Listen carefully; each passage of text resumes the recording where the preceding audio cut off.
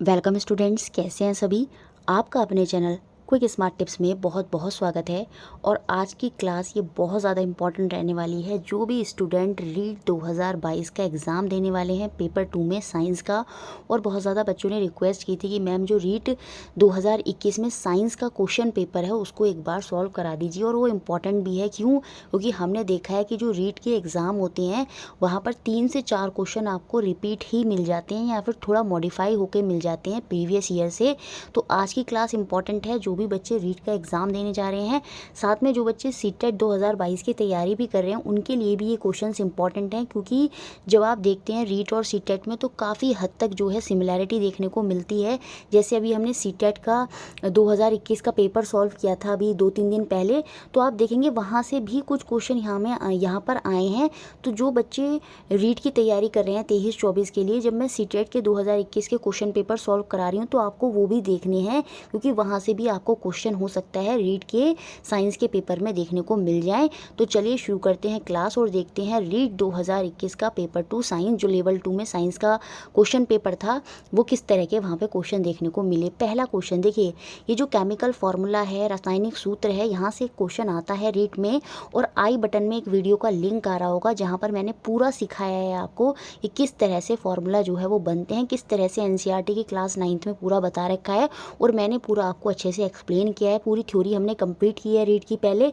तो आई बटन में एक वीडियो का लिंक आ रहा है, वहाँ से आप सीख सकते हैं कि किस तरह से आपको ये जो रासायनिक सूत्र हैं वो बनाने हैं।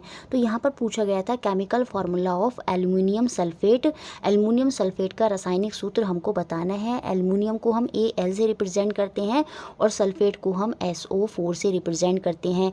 एल्युमिनियम की जो वैलेंसी होती है वो 3 होती है और सल्फेट की जो वैलेंसी होती है वो 2 होती है। और हमको पता है जब हम फार्मूला बनाते हैं तो ये क्रॉस मल्टीप्लाई हम इनकी कर देते हैं। मतलब यहाँ पर जो फार्मूला बनेगा वो क्या बन जाएगा, Al2SO4 3, क्योंकि 3 इसके साथ चला जाएगा और 2 एल्युमिनियम के साथ आ जाएगा। तो ऑप्शन नंबर सी जो है वो यहाँ पर बिल्कुल सही हो जाएगा, Al2SO4 3। ये फार्मूला होता है आपका एल्युमिनियम सल्फेट का।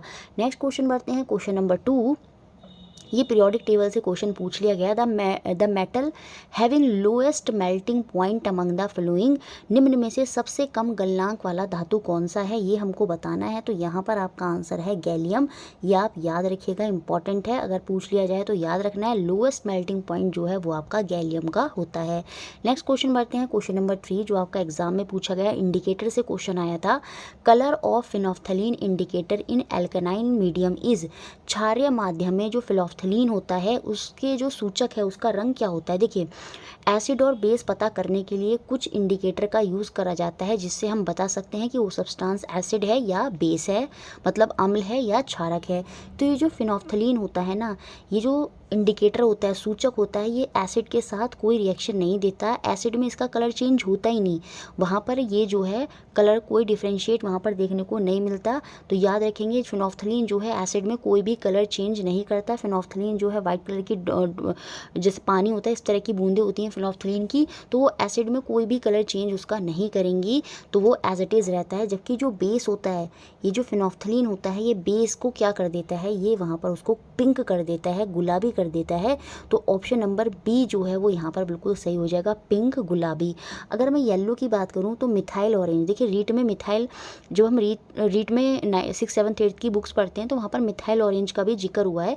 तो मिथाइल ऑरेंज भी आप याद रख सकते हैं। जो मिथाइल ऑरेंज होता है वो क्षार जो बेस होते हैं उनको क्या कर देता है, उनको वो येलो कर देता है।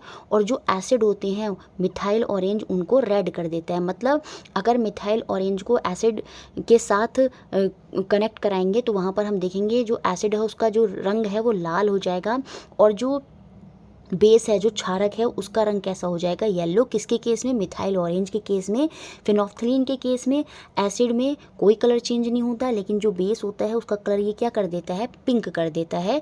तो ये आपको अच्छे से याद रखना है। नेक्स्ट क्वेश्चन बढ़ते हैं, क्वेश्चन नंबर 4, जो आपका एग्जाम में पूछा गया, which of the following synthetic fibre is a polymer of ethylene glycol terephthalic अम्ल ठीक है, ये जो एसिड है, which of the following synthetic fibre is the polymer of ethylene glycol terephthalic acid, ये हमको बताना है। थोड़ा सा टफ क्वेश्चन था, तो यहाँ पर जो आंसर है वो आपका ऑप्शन नंबर सेकंड है। डेक्रॉन जो होता है वो यहाँ पर आपका सिंथेटिक फाइबर है, पॉलीमर है किसका, एथिलीन ग्लाइकोल टेराफेथिलिक एसिड का। नेक्स्ट क्वेश्चन बढ़ते हैं, क्वेश्चन नंबर 5 जो आपका एग्जाम में पूछा गया। देखिए पेडागोजी के क्वेश्चन यहाँ पर देखने को मिलते हैं, और पेडागोजी की तैयारी आप कैसे कर सकते हैं रीट के लिए। देखिए आई बटन में एक वीडियो का लिंक आ रहा होगा जिसमें रीट के सारे प्रीवियस ईयर एक ही साथ मैंने सॉल्व कराए हैं, उसमें पेडागोजी के सारे क्वेश्चन को अच्छे से समझाया है। उनको अगर आप देखते हैं तो अब जो पेडागोजी के क्वेश्चन आएंगे उनको करने में कोई दिक्कत नहीं होगी। इसके अलावा और भी एक्स्ट्रा में अगर पेडागोजी देखना चाहते हैं तो एक वीडियो का और डिस्क्रिप्शन बॉक्स में दे दूंगी, या फिर लिंक आ रहा होगा जिसमें सीटेट के सारे पेडागोजी कराए हुए हैं क्वेश्चन, तो वो भी अगर आप देख लेते हैं तो पेडागोजी का काम जो है वो आपका कंप्लीट हो जाएगा और एक्स्ट्रा पेडागोजी आपको नहीं पढ़नी होगी। One of the teaching maxima of inductive method, देखिए दो तरह के मेथड की बात होती है यहाँ पर जब आते हैं, इंडक्टिव और डिडक्टिव मेथड। देखिए जो इंडक्टिव मेथड होता है इसमें हम क्या होता है एग्जाम्पल से किसी फैक्ट पर पहुंचते हैं। तो मतलब ये क्या है आपका, ये नोन टू अननोन मेथड है, ज्ञात से अज्ञात की तरफ जाते हैं। पहले हम बच्चों को वो एग्जाम्पल बताएंगे जो बच्चों को पता है, नोन है, उसके बाद जो उसको नहीं पता वो बताने की कोशिश करते हैं, तो वही आपका इंडक्टिव मेथड होता है। यही अप्रोच जो है इंडक्टिव मेथड में फॉलो होती है, जबकि डिडक्टिव मेथड जो होता है वो इसका उल्टा होता है। उसमें हम पहले रूल बताते हैं, उसके बाद एग्जाम्पल की तरफ आते हैं। जैसे अगर ये पूछता फ्रॉम रूल टू एग्जाम्पल तो वहाँ पर हमारा डिडक्टिव मेथड होता, लेकिन अगर एग्जाम्पल से रूल की बात कर रहा है या फिर नोन से अननोन की बात कर रहा है तो वो आपका इंडक्टिव मेथड होता है, आगमन विधि होता है। तो ऑप्शन नंबर डी जो है वो यहाँ पर बिल्कुल सही हो जाएगा। नेक्स्ट क्वेश्चन जो आपका एग्जाम में पूछा गया है, देखिए ये जो रीट की बुक्स हैं उसमें आपको देखने को मिलता है एक चैप्टर जहाँ पर पूरा बताया गया है कि क्या क्या प्रोडक्शन होता है किस किस डिस्ट्रिक्ट में राजस्थान के। तो जो जीरा होता है तो वो हमको बताना है उसका मुख्य उत्पादक किस जिले में देखने को मिलता है। तो यहाँ पर सीधा सा मैं आपको आंसर बता रही हूँ, ऑप्शन नंबर डी जो है वो यहाँ पर आपका सही हो जाएगा। जालौर, जोधपुर और ये जो है बाड़मेर, यहाँ पर आपको जो जीरा होता है वो देखने को मिलता है। ऑप्शन डी यहाँ पर सही है। नेक्स्ट क्वेश्चन बढ़ते हैं, क्वेश्चन नंबर 7 जो एग्जाम में पूछा गया, इंपॉर्टेंट क्वेश्चन है, रीड के लिए नहीं सीटेट वालों के लिए भी बहुत इंपॉर्टेंट क्वेश्चन है। Which of the following cell organelle has forming face और आपका मैचुरेशन फेज जो है वो देखने को मिलता है। निम्न में से कौन से कोशिकांग में संरूपण तल तथा परिपक्वन तल जो है वो देखने को मिलता है। देखिए जो गोल्जी अपैरेटस होता है या गोल्जी बॉडी होती है, गोल्जी काय होता है जिसको हम हिंदी में बोलते हैं, इसका कुछ स्ट्रक्चर ऐसे होता है, ठीक है, ये कुछ इस तरह से होता है और इसी में हमको ये नीचे को कुछ इस तरह से होता है। तो इसी में ये जो ऊपर वाला हिस्सा होता है ना, ये जो है वो आपका क्या कहलाता है, ये फॉर्मिंग फेस कहलाता है, और ये जो नीचे वाला हिस्सा होता है ये आपका मैचुरेशन फेस होता है। तो ये हमको किस में देखने को मिलते हैं, ये हमको गोल्जी बॉडी में देखने को मिलते हैं, गोल्जी कायक में देखने को मिलते हैं। तो ऑप्शन बी जो है वो यहाँ पर सही हो जाएगा। अब मैं बाकी सारे ऑप्शंस की भी बात कर लेती हूँ। देखिए सेल होता है, सेल के अंदर बहुत सारे उसके ऑर्गन्स होते हैं, अंग होते हैं, और यही वहाँ पर ये लिखे हुए हैं। जैसे माइटोकॉन्ड्रिया है, ये क्या करता है, ये आपका एनर्जी जो है वो प्रोड्यूस करता है और ये अपने अंदर ही एनर्जी को बनाता है और उसको स्टोर कर लेता है किसके फॉर्म में, एटीपी के फॉर्म में, और यही एनर्जी बाद में जब सेल को ज़रूरत होती है तो माइटोकॉन्ड्रिया से जाती है। तो माइटोकॉन्ड्रिया एनर्जी जो स्टोरेज है, एनर्जी संग्रहण जो पावर हाउस है वो आपका माइटोकॉन्ड्रिया ही होता है। ये जो गोल्जी अपैरेटस होता है ये भी इंपॉर्टेंट रोल प्ले करता है किसका, ये आपका प्रोटीन वगैरह को ट्रांसफ़र करने में, उनकी पैकेजिंग करने में, वहाँ पर मदद करता है आपका गोल्जी काय। न्यूक्लियस तक जो प्रोटीन सिंथेसाइज हुआ है उसको पहुँचाना है, तो ये आपका पैकेजिंग ट्रांसफ़र में मदद करता है गोल्जी बॉडी या फिर गोल्जी काय। अगर मैं लाइसोसोम की बात करूँ तो इसे हम सुसाइडल बैग भी कहते हैं, क्योंकि ये अपने आप को फोड़ लेता है, अपने आप को ही फट जाता है। इसके अंदर क्या होते हैं, ये आसपास में सेल के अंदर जितना भी कचरा वगैरह होता है सबको इकट्ठा कर लेता है, और इसकी जब ये क्या होता है, ये अपने आप जब ये बहुत ज़्यादा मतलब ये सबको इकट्ठा करके क्या करता है, ये कभी कभी फट जाता है, तो इसके अंदर से जो एंजाइम्स निकलते हैं वो अपने आप ही इस सेल को ख़त्म कर देते हैं। तो ओल्ड सेल को ख़त्म करने में, इन सब चीज़ों में मदद करता है कौन, आपका लाइसोसोम। उसके बाद ये जो प्लास्टिड होता है ये आपका एनिमल सेल में, मतलब हमारे जो बॉडी है हम एनिमल सेल में ही कंसिडर करे जाते हैं, लेकिन जो प्लास्टिड होते हैं ये प्लांट सेल में पाए जाते हैं, जो फोटोसिंथेसिस होता है उनमें मदद करते हैं। तो यहाँ पर सारा मैंने अच्छे से एक्सप्लेन कर दिया है। फिलहाल जो इसका आंसर है वो आपका ऑप्शन नंबर बी है, गोल्जी बॉडी या गोल्जी काय। नेक्स्ट क्वेश्चन बढ़ते हैं। ये टीथ वाला क्वेश्चन बहुत इंपॉर्टेंट है, मैं इसको अच्छे से एक्सप्लेन भी कर दूंगी यहाँ पर, और ये सीटेट के लिए भी बहुत इंपॉर्टेंट है। The number of molar teeth present in upper jaw of an adult man is, वयस्क मनुष्य के ऊपरी जबड़े में उपस्थित चवर्णक दांतों की संख्या क्या है, ये हमको बतानी है। देखिए जो रीट वाले बच्चे जा रहे हैं साइंस के लिए वो 2021 का पेपर ज़रूर देख कर जाएँ, 3 से 4 क्वेश्चन आपको यहाँ से देखने को मिल सकते हैं। तो मोलर टीथ की बात कर रहा है कि कितने मोलर टीथ होते हैं, तो चलिए पहले हम थोड़ा सा टीथ को देख लेते हैं। देखिए आगे के 4 दांत होते हैं, 1 2 3 4, और इधर नीचे के 4 दांत होते हैं। ये जो होते हैं ये आपके क्या होते हैं, ये आपके इंसीजर होते हैं। क्या होते हैं, इंसीजर होते हैं, जिन्हें हम हिंदी में क्या बोलते हैं, रदनक बोलते हैं, शायद हिंदी में क्या बोलते हैं, रदनक बोलते हैं। ये जो इंसीजर होते हैं ये आपके काटने के लिए, जैसे सेब वगैरह है वो हम आगे के दांतों से काटते हैं, तो काटने में मदद करते हैं आपके इंसीजर। उसके बाद देखिए नुकीले दांत होते हैं, 2 ऊपर की तरफ 2 नीचे की तरफ, जिन्हें हम क्या बोलते हैं, कैनाइन बोलते हैं। क्या बोलते हैं, कैनाइन बोलते हैं। तो याद रखिए जो इंसीजर हैं उनकी संख्या कितनी है, 8, 4 ऊपर 4 नीचे, लेकिन जो कैनाइन है उनकी संख्या कितनी है, 4, 2 ऊपर 2 नीचे। जो नुकीले दांत होते हैं वो हमारे कैनाइन होते हैं, ठीक है। उसके बाद आ जाते हैं आपके प्रीमोलर और मोलर। देखिए पीछे वाले 2 दांत जो होते हैं वो आपके क्या होते हैं, वो आपके प्रीमोलर होते हैं। ये ऊपर की बात कर रहे हैं और ये नीचे की बात कर रहे हैं, तो कुल मिलाकर जो प्रीमोलर होते हैं वो भी आपके 8 हो जाते हैं। जैसे इंसीजर 8, उसके बाद जो कैनाइन है वो 4, और प्रीमोलर जो होते हैं, जो अर्धचवर्णक होते हैं वो भी आपके 8 होते हैं, 4 ऊपर 4 नीचे, मतलब 2 इधर की तरफ 2 इधर की तरफ, 2 नीचे में इधर की तरफ और 2 नीचे में इधर की तरफ। उसके बाद सबसे पीछे वाले जो दांत होते हैं वो आपके मोलर टीथ होते हैं, वो आपके चवर्णक दांत होते हैं, और जिनकी संख्या क्या होती है, 12 होती है। यहाँ पर फिर से मतलब 3 इधर की तरफ 3 इधर की तरफ ऊपर, और 3 इधर की तरफ नीचे की तरफ, और 3 इधर की तरफ। तो कुल मिलाकर ऊपर भी 6 होते हैं और नीचे भी 6 होते हैं। तो इस तरह से जो मोलर टीथ होते हैं एक एडल्ट मैन में वो 12 होते हैं। लेकिन ये पूछ रहा है number of molar teeth present in the upper जो, मतलब ऊपर वाला जो जबड़ा होता है उसमें कितने होते हैं, तो उसमें आपके 6 होते हैं। तो ऑप्शन नंबर सी जो है वो यहाँ पर सही हो जाएगा। ऊपर की तरफ 6 और नीचे की तरफ 6, तो कुल मिलाकर तो 12 होते हैं, लेकिन ऊपरी जबड़े में पूछ रहा है तो आंसर आपका 6 हो जाएगा, 6 हो जाएगा। नेक्स्ट क्वेश्चन बढ़ते हैं जो आपका पेडागोजी का क्वेश्चन है। Out of the flowing which comes under product of science, मतलब जो साइंस है उसमें उत्पाद के रूप में हमको क्या मिलता है। देखिए साइंस में हम बहुत सारी चीज़ें करते हैं तो उसमें हमें रिजल्ट क्या मिलता है, उत्पाद के रूप में हमको क्या देखने को मिलता है। देखिए ऑप्शन को हम पढ़ेंगे तो बड़ी आसानी से पहुंच सकते हैं। देखिए फॉर्मेशन ऑफ हाइपोथेसिस, परिकल्पना नहीं होती, परिकल्पना करके ही हम किसी रिजल्ट पर आते हैं, प्रोडक्ट पर आते हैं, तो ये तो होगा नहीं आउटपुट, ठीक है। साइंटिफिक एटीट्यूड की तो कोई बात ही नहीं है। एक्सपेरिमेंटेशन तो हम करते हैं, उसके बाद ही हम प्रोडक्ट ऑफ साइंस पर आते हैं, किसी निष्कर्ष पर आते हैं। तो हमको क्या देखने को मिलता है, साइंटिफिक लॉ। जब भी हम साइंस में कोई भी चीज़ कर रहे हैं तो उससे जो प्रोडक्ट निकल कर आता है वो एक नियम निकल कर आता है, कोई ना कोई चीज़ डिस्कवर हो जाती है, तो साइंटिफिक लॉ हमें देखने को मिलता है। तो ऑप्शन सी यहाँ पर सही हो जाएगा। नेक्स्ट क्वेश्चन देखते हैं जो आपका एग्जाम में पूछा गया था। In science teaching which type of learning should be planned after diagnosing the learning difficulties of the student. विद्यार्थियों की अधिगम कठिनाइयों के निदान के उपरांत विज्ञान शिक्षण में किस प्रकार के शिक्षण की व्यवस्था की जानी चाहिए। देखिए सबसे पहले आपने क्या करा, बच्चे की कमी पता लगा ली, उस कमी को डायग्नोस कर लिया, और कमी के बाद जैसे डॉक्टर क्या करता है, उसका इलाज करता है, उसका उपचार करता है। तो सेम ऐसे ही स्टडी में जब टीचर बच्चे की कमी पता लगा लेता है, उसके बाद क्या होता है, उसके बाद रेमेडियल टीचिंग होती है, उपचारात्मक शिक्षण होता है। तो ऑप्शन नंबर बी जो है वो यहाँ पर बिल्कुल सही हो जाएगा। नेक्स्ट क्वेश्चन जो एग्जाम में पूछा गया, the site of fertilization in human female is, मादा मानव में जो निषेचन होता है उसका स्थान क्या होता है, तो उसका स्थान जो होता है वो आपका फैलोपियन ट्यूब होता है। ऑप्शन नंबर सी जो है वो बिल्कुल सही हो जाएगा।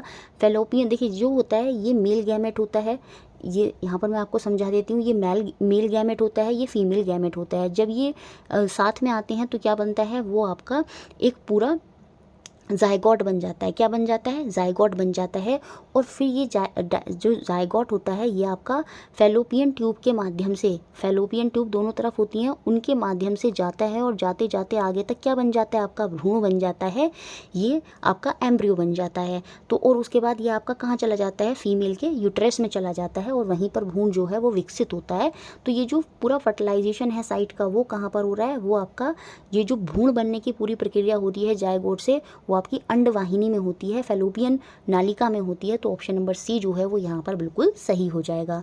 नेक्स्ट क्वेश्चन बढ़ते हैं, क्वेश्चन नंबर 12 जो आपका एग्जाम में पूछा गया, the common mode of sexual reproduction in hydra is. Hydra में सामान्यतः अलैंगिक जनन का प्रकार क्या होता है।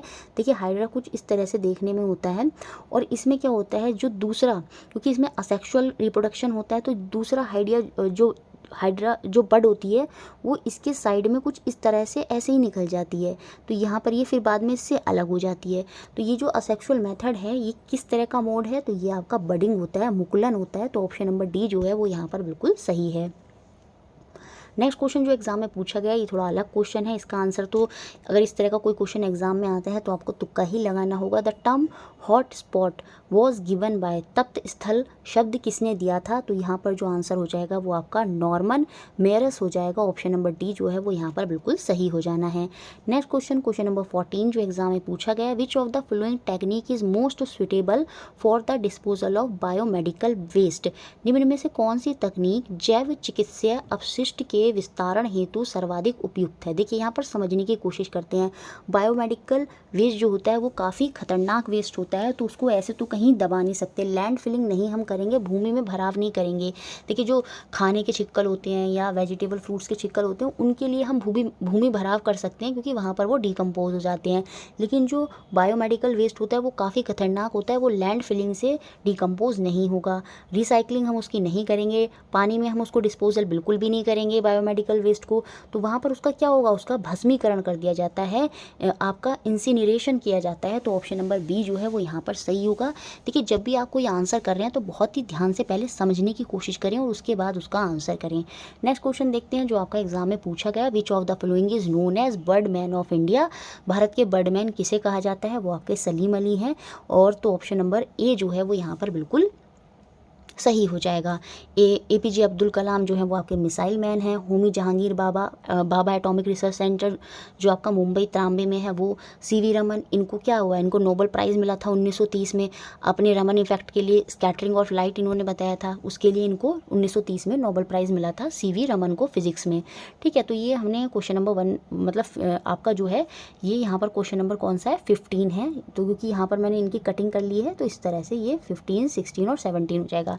16 क्वेश्चन क्या है, fuse wire work on the basis of. देखिए जो फ्यूज़ लगे हुए होते हैं आपके इलेक्ट्रिकल पूरी जो डिज़ाइनिंग होती है वहाँ पर आप देखते हैं फ्यूज़ वायर भी होते हैं, तो वो किस पर वर्क करते हैं। देखिए मैग्नेटिक इफेक्ट पर बिल्कुल वर्क नहीं करते, वो यहाँ पर फिर से मैग्नेटिक आ गया, केमिकल इफेक्ट तो बिल्कुल नहीं होगा, तो यहाँ पर ये उष्मे ताप के प्रभाव पर डिपेंड करते हैं, थर्मल इफेक्ट ऑफ करंट पर डिपेंड करते हैं। देखिए जब आप देखते हैं बिजली प्रवाहित होती है तो वहाँ पर हीट भी जनरेट होती है, जब हीट बहुत ज़्यादा हो जाती है तो वायर क्या हो जाता है, वो बस्ट हो जाता है। तो फ्यूज़ जो है उसी चीज़ को रोकने के लिए कि इलेक्ट्रिसिटी बहुत ज़्यादा ना आ जाए, हीट बहुत ज़्यादा ना चली जाए, तो फ्यूज़ वायर जो है उसी पर काम करते हैं। जब ज़्यादा हो जाता है तो वो ऑटोमेटिक वहाँ पर क्या हो जाते हैं, टूट जाते हैं और जो इलेक्ट्रिसिटी का जो सप्लाई है वो रुक जाता है थोड़े टाइम के लिए, तो थर्मल इफेक्ट ऑफ करंट पर वो कार्य करते हैं। तो ऑप्शन नंबर सी जो है वो यहाँ पर सही हो जाएगा। नेक्स्ट क्वेश्चन देखते हैं, क्वेश्चन नंबर 17 जो एग्जाम में पूछा गया था, escape velocity of an object on the earth is. पृथ्वी पर किसी वस्तु का पलायन वेग क्या होता है, मतलब कहने का मतलब एक ऐसी स्पीड, एक ऐसा वेग, एक ऐसी वेलोसिटी जब हम कोई वस्तु को नीचे से ऊपर फेंकें तो वो पृथ्वी के जो गुरुत्वाकर्षण है, ग्रेविटेशन है, उससे बाहर निकल जाए। तो वो एस्केप वेलोसिटी कितनी होनी चाहिए, किसी वस्तु को हमको किस हिसाब से फेंकना होगा कि वो पृथ्वी के गुरुत्वाकर्षण से बाहर निकल जाए और कभी भी वापस लौटकर नहीं आए, तो वो होता है आपका 11.2 किलोमीटर पर सेकेंड। यहाँ पर कंफ्यूज नहीं होना है, बच्चे जल्दबाजी में क्या कर देंगे, ऑप्शन नंबर सी भी सही कर सकते हैं कि 11.2 बस देख लिया और सही कर दिया, नहीं यहाँ पर क्या लिखा है किलोमीटर पर आवर और यहाँ पर क्या लिखा है किलोमीटर पर सेकेंड। तो अगर आप किसी वस्तु को 11.5 लगभग 11.2 किलोमीटर पर सेकेंड की स्पीड से फेंकेंगे तब वो जाकर क्या होगी, पृथ्वी के गुरुत्वाकर्षण से बाहर निकल जाएगी, वही आपकी एस्केप वेलोसिटी होती है। आपको किसी भी ऑब्जेक्ट को 11.2 किलोमीटर पर सेकंड, एक सेकंड में 11.5 लगभग किलोमीटर आपको एक वस्तु को फेंकना होगा, तब जाकर वो क्या होगा, एस्केप वेलोसिटी वहाँ पर हमको वो पृथ्वी के गुरुत्वाकर्षण से बाहर हो जाएगी। तो ऑप्शन नंबर डी जो है वो यहाँ पर सही हो जाएगा। नेक्स्ट क्वेश्चन देखते हैं, क्वेश्चन नंबर 18 जो एग्जाम में पूछा गया है। एक क्वेश्चन कंप्यूटर से पक्का आना है 100% रीट में। आई बटन में एक वीडियो का लिंक आ रहा होगा, वहाँ पर इनपुट डिवाइसेस आउटपुट डिवाइसेस जो रीट में बताए गए हैं उनको मैंने पूरे चैप्टर को, जो रीट में पूरा चैप्टर दिया है कंप्यूटर का, वो पूरा अच्छे से एक्सप्लेन किया है, तो वो आप वीडियो देख सकते हैं। तो उससे आपको बहुत ज़्यादा हेल्प हो जाएगी, ताकि जब रीट में क्वेश्चन आए कंप्यूटर से तो वो आप कर पाएँ। A device use to store documents और picture available on any paper into digital memory of the computer is. कागज़ पर उपलब्ध कोई भी दस्तावेज है या चित्र है, अगर उसको कंप्यूटर की डिजिटल मेमोरी में संग्रहित करना है, स्टोर करना है, तो उसके लिए हम क्या उपयोग करेंगे? उसके लिए हम स्कैनर का उपयोग करेंगे। तो ऑप्शन नंबर बी यहाँ पर सही होगा। स्कैनर क्या कर देता है, किसी भी डॉक्यूमेंट या पिक्चर को स्कैन करके कंप्यूटर में भेज देता है और कंप्यूटर उसको अपनी मेमोरी में सेव कर लेता है। तो ऑप्शन नंबर बी जो है वो यहाँ पर बिल्कुल सही हो जाएगा। OMR शीट होती है उनको चेक करने के लिए होता है। इसकी फुल फॉर्म क्या होती है? Optical mark recognition. ये जो प्लॉटर होता है ना, ये आपका आउटपुट डिवाइस होता है, एक तरह का प्रिंटर ही होता है, लेकिन ये बड़ा प्रिंटर होता है जिसे आर्किटेक्चर वगैरह यूज़ करते हैं 3D डिज़ाइनिंग के लिए। बड़े बड़े डिज़ाइन को डिज़ाइन किया जाता है किस पर? प्लॉटर पर, और वो फिर उनका आउटपुट जो है वो आपको दे देता है। तो आर्किटेक्चर वगैरह प्लॉटर का यूज़ करते हैं। और ये तो आपका जो चेक में नीचे एक नंबर लिखा होता है उसको स्कैन करने के लिए होता है मैग्नेटिक इंक करेक्टर रिकॉग्निशन। आपने देखा होगा चेक के नीचे एक नंबर लिखा होता है और वो इंक से लिखा होता है, तो ये MICR जो है उसको रिकॉग्नाइज करता है। तो इसकी फुल फॉर्म होती है मैग्नेटिक इंक करेक्टर रिकॉग्निशन। तो पूरा यहाँ पर मैंने इसको भी अच्छे से एक्सप्लेन कर दिया है। नेक्स्ट क्वेश्चन देखते हैं, क्वेश्चन नंबर 19 जो एग्जाम में पूछा गया। SB is the symbol for the element. ये जो SB है किस तत्व का प्रतीक है, ये हमको बताना है। देखिए यहाँ पर सारे S वाले ही सिंबल दे रखे हैं, तो ये एंटीमनी का ही होता है। SB जो सिंबल होता है केमिस्ट्री में, पीरियोडिक टेबल में सिंबल ही लिखे जाते हैं, तो आप ज़्यादातर देखते हैं। तो ये जो एंटीमनी है ये सिंबल है किसका? ये एंटीमनी जो है इसका सिंबल क्या है? वो SB ही होता है। सेलेनियम का सिंबल क्या होता है? SE होता है। और स्ट्रोंटियम का सिंबल क्या होता है? SR होता है। और टिन हो सकता है, टिन का सिंबल पूछ ले तो वो आपका SN होता है। तो ये सिंबल आप याद रखेंगे कि टिन का सिंबल SN होता है, स्ट्रोंटियम का जो सिंबल होता है वो SR होता है और सेलेनियम का SE होता है। तो एंटीमनी का SB होता है। तो ऑप्शन ए जो है वो यहाँ पर बिल्कुल सही हो जाएगा। नेक्स्ट क्वेश्चन बढ़ते हैं, compound among the following is. देखिए आई बटन में एक वीडियो का लिंक आएगा जहाँ पर एलिमेंट और कंपाउंड क्या होते हैं पूरा अच्छे से हमने रीड में समझा था, तो उस वीडियो को ज़रूर देखें। निम्न में से कौन सा यौगिक है ये हमको बताना है। देखिए जो एलिमेंट होते हैं ना, उनमें एक ही तरह के एटम होते हैं। जैसे ऑक्सीजन है तो उसमें O2 के 2 एटम हैं, तो ये क्या है? एलिमेंट है जिसमें एक ही तरह के एटम हमको देखने को मिलते हैं। लेकिन कंपाउंड क्या होता है? कंपाउंड में मल्टीपल एटम होते हैं, या फिर हम ये कहेंगे 2 एलिमेंट जो हैं वो हमको देखने को मिल जाते हैं कंपाउंड में। जैसे डायमंड है, डायमंड में क्या है? ये आपका कंपाउंड नहीं है। डायमंड जो है इसमें एक ही तरह के एटम हैं, किसके? कार्बन के, तो ये आपका कंपाउंड नहीं होगा। जैसे ग्रेफाइट है, यहाँ पर भी एक ही तरह के एटम होंगे कार्बन के। ओजोन है, ओजोन क्या होता है? O3 होता है। यहाँ पर जितने भी एटम हैं वो किसके हैं? वो खाली ऑक्सीजन के हैं। तो ये भी आपका किसकी तरह काम करेगा? ये भी आपका कंपाउंड की तरह काम नहीं करेगा, ये आपका एलिमेंट की तरह ही काम करेगा। लेकिन अगर मैं वाटर की बात करूँ तो वाटर का जो फॉर्मूला होता है वो H2O होता है। तो यहाँ पर हमें देखने को मिलेगा हाइड्रोजन के 2 एटम और ऑक्सीजन का 1 एटम। तो यहाँ पर हाइड्रोजन भी है, क्योंकि हाइड्रोजन जो एलिमेंट की तरह कार्य करता है तो उसमें खाली हाइड्रोजन के एटम है, और यहाँ पर ऑक्सीजन भी है। तो जब मल्टीपल एटम्स हमको देखने को मिलते हैं या फिर मल्टीपल एलिमेंट हमको देखने को मिलते हैं, तब वहाँ पर कंपाउंड होता है। तो यहाँ पर जो कंपाउंड होगा वो वाटर ही होगा, क्योंकि उसमें हाइड्रोजन और ऑक्सीजन दोनों के एटम हैं। तो ऑप्शन नंबर डी जो है वो यहाँ पर सही हो जाएगा। नेक्स्ट क्वेश्चन देखते हैं, question number 21। SI unit system में पास्कल जो है वो किसका यूनिट है? बहुत ही सिंपल है। तो पास्कल जो है वो प्रेशर का यूनिट होता है, दाब का यूनिट होता है। ऑप्शन नंबर 1 यहाँ पर सही हो जाएगा। वर्क और एनर्जी जो होता है उसका SI यूनिट क्या होता है? उसका SI यूनिट आपका जूल होता है। और वर्क का अगर आपसे CGS यूनिट भी पूछ लिया जाए तो वो आपका क्या होता है? वो आपका अर्ग होता है। तो ये भी आपको अच्छे से याद रखना है। नेक्स्ट क्वेश्चन देखते हैं, question number 22। Method of heat transfer by which heat emitted by the sun reaches the earth is.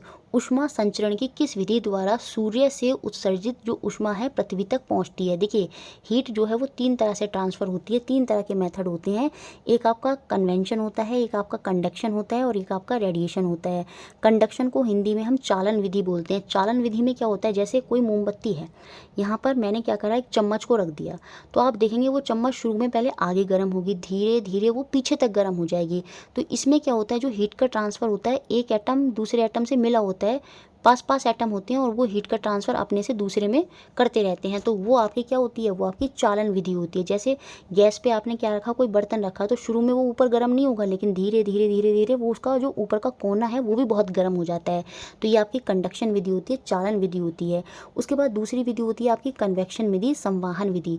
जैसे आपने देखा होगा जब भी गैस पर आप पानी रखते हैं गर्म होने के लिए, तो पहले क्या होता है, नीचे का पानी गर्म हो जाता है और ऊपर का पानी गर्म नहीं होता। धीरे धीरे क्या होता है, सारा पानी गर्म हो जाता है। मतलब जो नीचे के यहाँ पर जो मॉलिक्यूल्स हैं, जो कण हैं, वो उठकर ऊपर चले जाते हैं और ऊपर वाले जो हैं नीचे आ जाते हैं। तो ये जो नीचे से ऊपर जाना, ऊपर से जो कण हैं वो नीचे आ रहे हैं, तो ये कौन सी विधि होती है, ये आपकी संवाहन विधि होती है।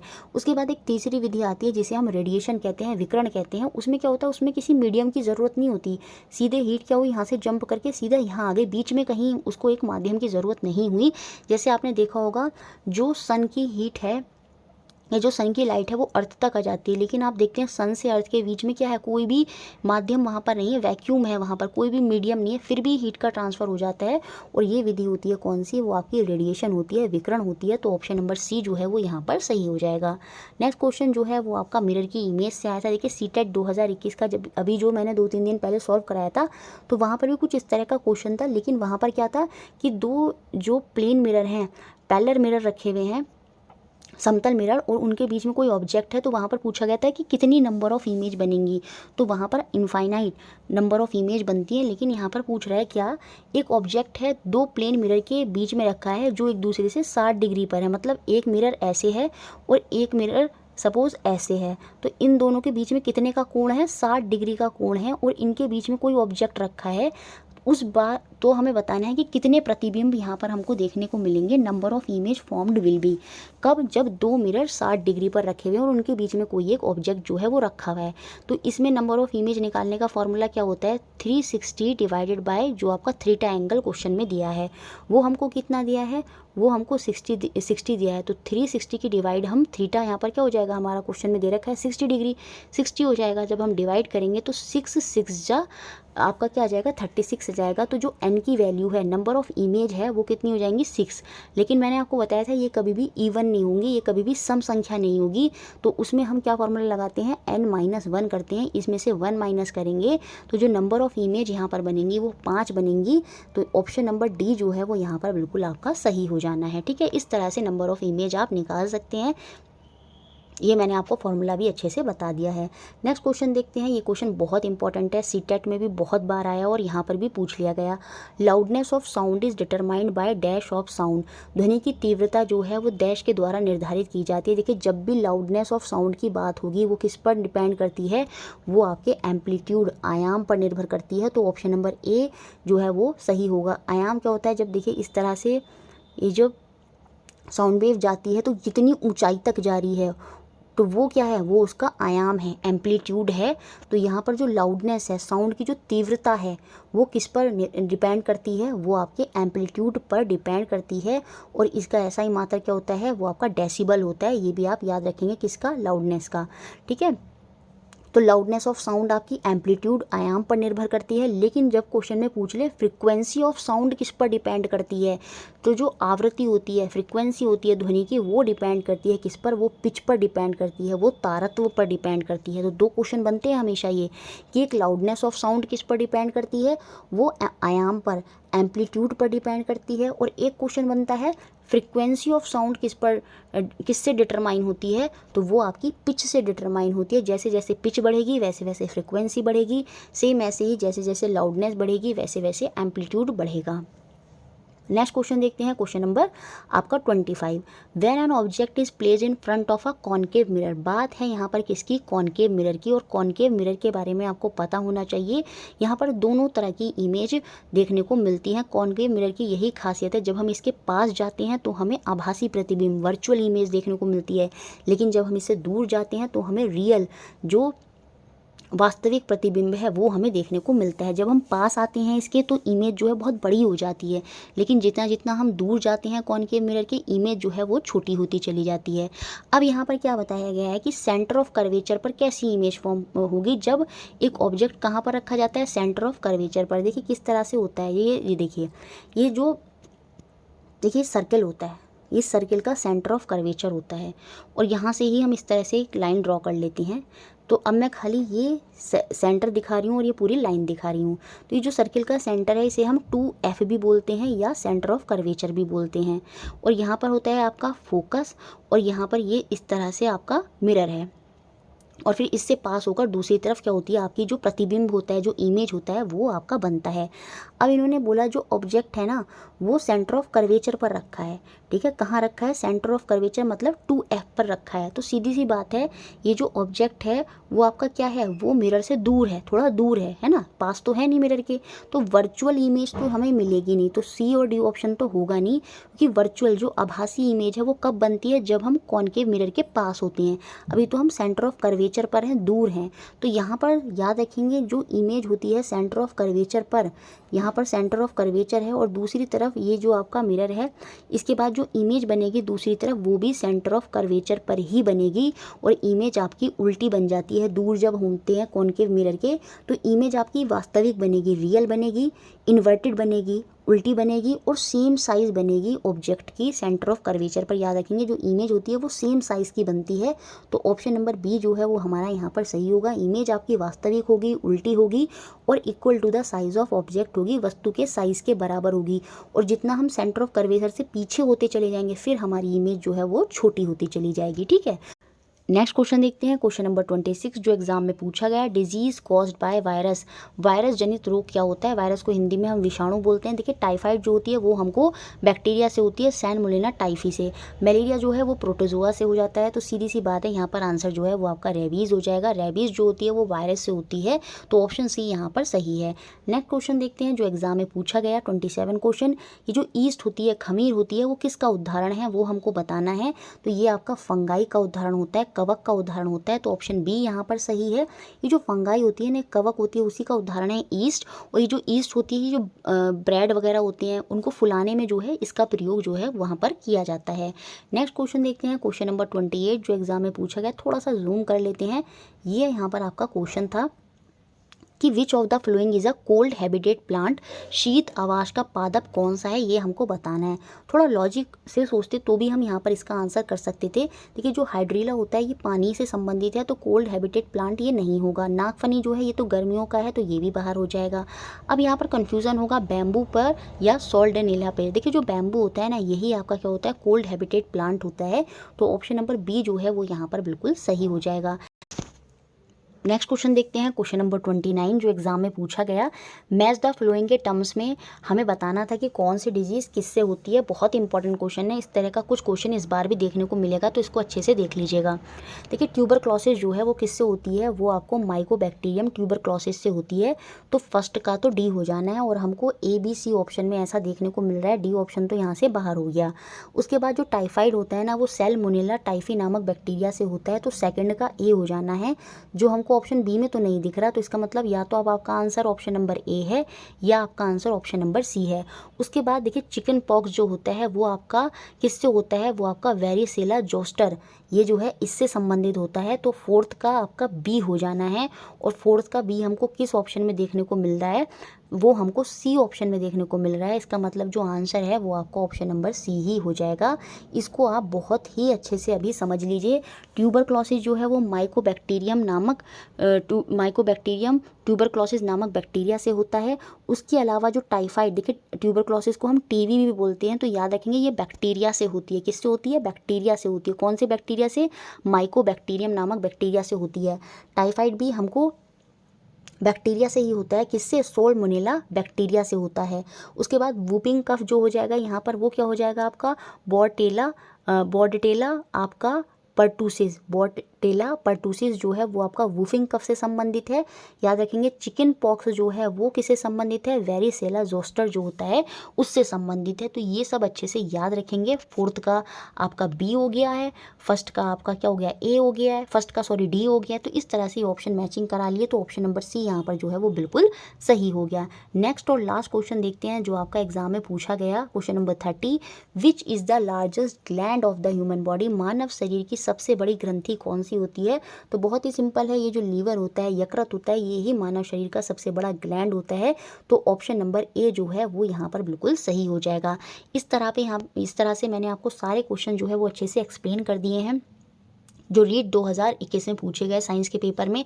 वीडियो अच्छी लगी है लाइक करें, शेयर करें और चैनल से जुड़ जाएं।